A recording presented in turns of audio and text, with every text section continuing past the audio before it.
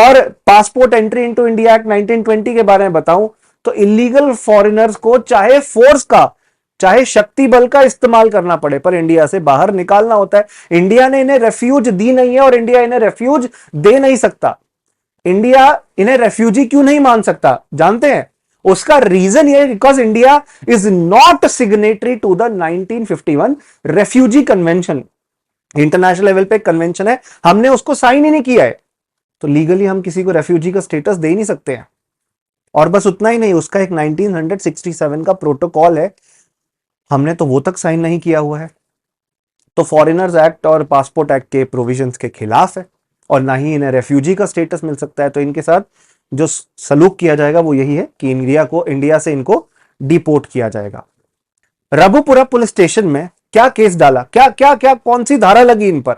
एक एफआईआर दायर की गई कि इन्होंने foreigners act, passport entry into India act and section 120B अलग अलग कानून को वायलेट किया है। लीगल एक्शन अब इनके खिलाफ होगा क्योंकि कोई भी इलीगल माइग्रेंट गैर कानूनी तरीके से अगर इंडिया में आता है तो उसको जेल में डाल दिया जाता है और इंडिया से बाहर जहां से वो आए हैं वहां डिपोर्ट किया जाता है एज पर दी फॉरेनर्स एक्ट। बकायदा कानून है इसका।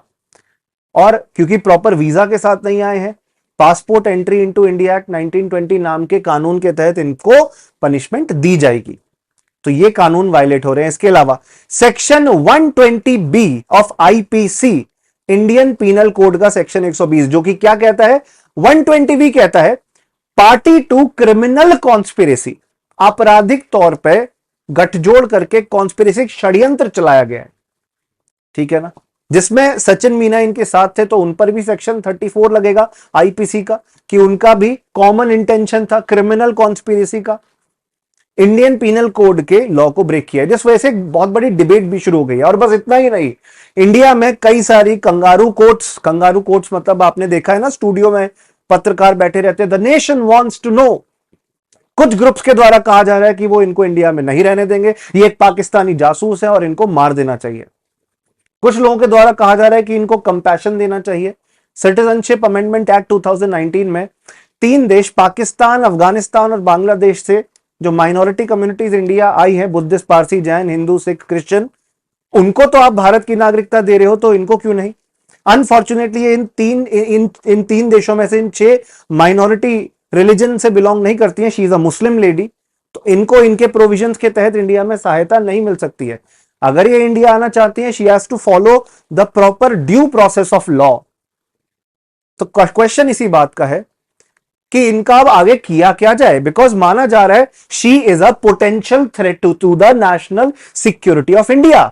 और बस इतना ही नहीं, इनके जो हस्बैंड है गुलाम हैदर, सऊदी अरेबिया में, यूएई में, अलग अलग देशों में काम कर चुके, वो चाहते हैं कि वो अपने बीवी बच्चे के साथ वापस रीयूनाइट हो। उन्होंने अपील किया है पाकिस्तानी अथॉरिटीज से और पाकिस्तानी अथॉरिटीज ने अपील किया है इंडियन अथॉरिटीज से कि इनको वापस पाकिस्तान में ले जाएं। Now it is her decision. एक बहुत फेमस मीम है ना, it's her choice. Well that choice doesn't prevail here because it's an international issue. हर जगह इट्स हर चॉइस तो नहीं चल सकता ना, it's an international issue, you have to follow the law. हम एक वुमेन राइट को समझ पा रहे हैं, हम एक इशू को समझ पा रहे हैं जहां पे वो चाहती हैं कि वो डोमेस्टिक वायलेंस के फेर में वापस ना जाए, तो वो तो ध्यान पाकिस्तान की अथॉरिटीज को रखना होगा ना। इंडिया की जिम्मेदारी थोड़ी ना है कि पाकिस्तान में अगर डोमेस्टिक वायलेंस हो रहा है तो इंडियन अथॉरिटीज उस पर एक्शन ले, ये हमारी जिम्मेदारी थोड़ी ना है। तो her decision to stay with Sachin who is a Hindu and she is a Muslim, इसको जातिवाद और धर्म से भी जोड़ दिया लोगों ने, जिससे पाकिस्तान में जिस ट्राइब से ये बिलोंग करती हैं वो ट्राइब, वो जनजाति भी इनसे नाराज है और कह रहे हैं आएंगे तो मार देंगे। वापस मौत के मुंह में भेजने की बात है, अगर इन्हें वापस भेजा भी इन्हें। तो बस मैं यही कहना चाहता हूं, it is a illegal thing what she has done, और आगे क्या होगा उसके लिए जांच चल रही है। एटीएस भी इंक्लूड हो चुका है।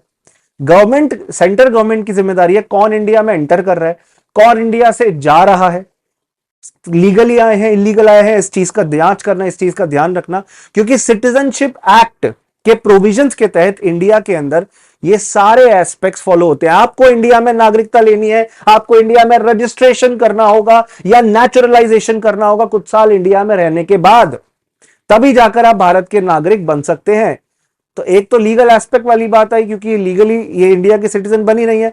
अगर मैं फॉरेनर्स एक्ट 1946 का सेक्शन 3 आपको बताऊं, तो इलीगल फॉरेन नेशनल्स को इंडिया के बाहर डिपोर्ट किया जाता है जहां से वो आए हैं। और passport entry into India act 1920 के बारे में बताऊं, तो इलीगल फॉरेनर्स को चाहे फोर्स का चाहे शक्ति बल का इस्तेमाल करना पड़े, पर इंडिया से बाहर निकालना होता है। इंडिया ने इन्हें रेफ्यूज दी नहीं है और इंडिया इन्हें रेफ्यूज दे नहीं सकता। इंडिया इन्हें रेफ्यूजी क्यों नहीं मान सकता जानते हैं? उसका रीजन ये, because India is not signatory to the 1951 refugee convention. International level पे कन्वेंशन है, हमने उसको साइन ही नहीं किया है, तो लीगली हम किसी को रेफ्यूजी का स्टेटस दे नहीं सकते हैं। और बस उतना ही नहीं, उसका एक 1967 का प्रोटोकॉल है, हमने तो वो तक साइन नहीं किया हुआ है। तो फॉरेनर्स एक्ट और पासपोर्ट एक्ट के प्रोविजंस के खिलाफ है, और ना ही इन्हें रेफ्यूजी का स्टेटस मिल सकता है। तो इनके साथ जो सलूक किया जाएगा वो यही है कि इंडिया से इनको डिपोर्ट किया जाएगा। और बस इतना ही नहीं, इलीगल माइग्रेंट कोई भी इस तरीके से इंडिया में आएगा तो उनको डिपोर्ट करने के अलावा there is no other choice, there is no other option. अब नेपाल है, नेपाल और इंडिया की पोरस बॉर्डर है। अभी इंटरनेशनल इशू समझो, नेपाल से ही क्यों क्रॉस करके इंडिया में आ रहे हैं? नेपाल से ही fake counterfeit Indian currency जो होती है, fake counterfeit Indian currencies, fake note Nepal से ही आते हैं। फेक पासपोर्ट पे लोग नेपाल क्रॉस करके चले जाते हैं और दूसरे देशों में चले जाते हैं।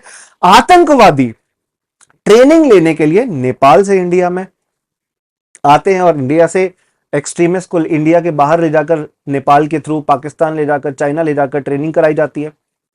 नेपाल की बॉर्डर पे सशस्त्र सीमा बल है, जो कि एक सेंट्रल आर्म पुलिस फोर्स है, वो इस चीज को क्यों नहीं रोक पाई? सिक्योरिटी लैप्स कहां हुआ? इस चीज की जांच होनी चाहिए।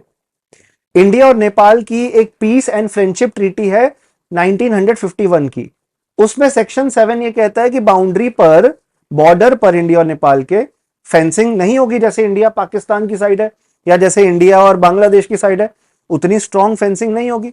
हालांकि फेंसिंग पिछले कुछ सालों में बढ़ाई गई है, बट ऐसे फेंसिंग नहीं है अभी फिलहाल जितना होना चाहिए, जिस लेवल पे हमें जो एक पूरा बॉर्डर मैनेजमेंट होना चाहिए वो नहीं हो रहा। एक और एग्जांपल देता हूं, बात इकरा जो पाकिस्तान के एक सिटीजन थे, वो बेंगलोर में हमारी सिक्योरिटी फोर्सेस के द्वारा पकड़े गए थे। तो कोई भी फॉरेन नेशनल, चाहे पाकिस्तानी हो चाहे इंडिया में रह रहा हो गैर कानूनी तरीके से, अगर इलीगली आए हैं तो इंडिया के सिटीजन नहीं बन सकते। इंडिया में अगर आकर नागरिकता लेनी है, अदनान सामी ने तो ली, Adnan Sami singer, very famous singer, थोड़ी सी तो लिफ्ट करा दे। He was a Pakistani origin person जो कनेडियन सिटीजन थे, इंडिया में आके रहे, इंडिया में 11 साल रहे। कॉन्टिन्यूसली आपको इंडिया में 11 साल रहना है, इंडिया में रहना पड़ेगा 11 ईयर्स के लिए। You have to stay within our country. Once you fulfil the condition of the citizenship act, then you become the citizen of India, तब आपको सिटीजनशिप मिलती है। एक और बहुत बड़ी प्रॉब्लम है, मैंने यहां क्या लिखा है, लव वर्सेस लॉ। यहां पर बहुत ज्यादा ट्रायल बाय मीडिया हो रहा है। मीडिया पूरे दिन, सीमा हैदर ने ये किया, सीमा हैदर ने डांस किया, सीमा हैदर ने रोटी बनाई, एक मुस्लिम बहू ने हिंदू घर में रोटी बनाई। मैं ये आर्टिकल पढ़कर मुझे डिस्प्लिन लेने की जरूरत पड़ गई थी। Is this ethical the way we are writing these things? Media, mainstream media में एथिक्स को लगता है बैक सीट ले चुका है। कंगारू कोर्ट्स आपने एक न्यूज चैनल में, न्यूज रूम में बिठा रखा है और डिबेट करा रहे हो। अरे ये सरकार का मामला है, सरकार इसको देखेगी। It is a matter of one person who is a foreign national and the government. सरकार और एक विदेशी व्यक्ति का मामला है, उस पर कार्रवाई की जाएगी। मीडिया हाउसेस बैठकर टीआरपी के लिए इस पर डिस्कशन किए जा रहे हैं, इनको धमकियां दी जा रही हैं। This is not the right thing to do. It is not the माफ कीजिएगा, it is not the right thing to do. इसीलिए हम बहुत ज्यादा ट्रायल बाय मीडिया देख रहे हैं, जो हमारे देश के अंदर जस्टिस की फंक्शनिंग को, पुलिस की फंक्शनिंग को इंपैक्ट करती है, लोगों के माइंडसेट को चेंज करती है, लोगों के माइंडसेट को इन्फ्लुएंस करती है। समझ नहीं आ पाता what is fake, what is real. और एक लोकतांत्रिक देश के लिए गलत है, बिकॉज आप किसी भी सही चीज को गलत और गलत चीज को सही दिखा सकते हो, हिंसा फैला सकते हो, दुश्मनी फैला सकते हो, दंगे फैला सकते हो। और राइट टू प्राइवेसी जो कि फंडामेंटल राइट है, इंडियन कॉन्स्टिट्यूशन के आर्टिकल 21 के तहत सुप्रीम कोर्ट के कहने पर, जब सुप्रीम कोर्ट ने पुट्टास्वामी जजमेंट में यह अधिकार आप सबको दिया, कि उसका वायलेशन है। What media is doing? It is between authorities of two countries. Pakistan के काउंसलेट को हमने परमिशन दी कि आप आके इन्वेस्टिगेट करिए, इस मामले की जांच करिए, वो जांच कर भी रहे हैं। बस मैं फाइनली यही कहना चाहता हूं कि इसका सोल्यूशन यही है that she will be deported, right. आप इलीगल एस्पेक्ट्स में ह्यूमैनिटी नहीं शो कर सकते, क्योंकि पहले तो लॉ ब्रेक हुआ है, एंड अगर ये पॉसिबल है that she is ISI agent, तो as it is it goes against the internal security. तो इसकी निष्पक्ष जांच, और ये जांच होनी चाहिए कि कैसे वो इंडिया में आई।